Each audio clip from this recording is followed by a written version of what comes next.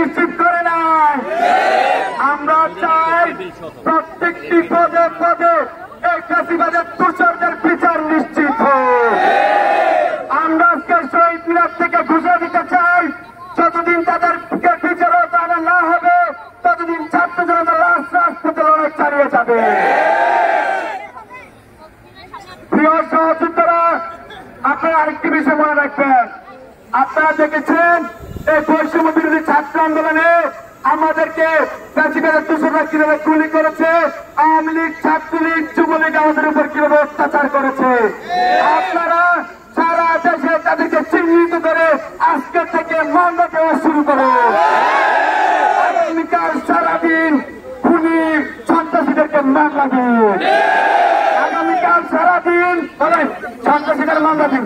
আগামীকাল সারাদিন আগামীকাল সারাদিন খুনিদের মামলা দিন।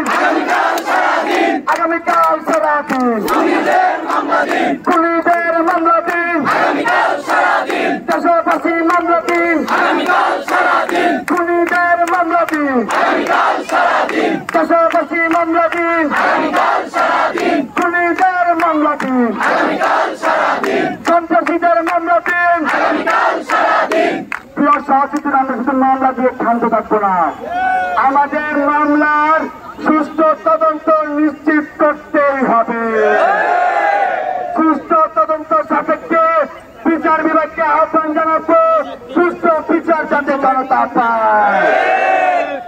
প্রিয় সহযোগীরা, এখন আমাদের মাঝে সমাপনী বক্তব্য নিয়ে আসবেন চাকসুর সদস্য সাবেক সমাজসেবা সম্পাদক আক্তার হোসেন।